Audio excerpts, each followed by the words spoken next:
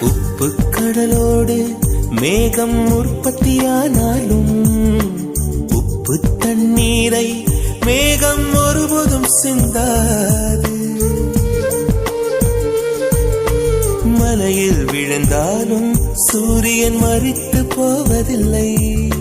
நிலவு கூலியூட்டி தன்னை நீட்டித்துக் கொள்கிறதே.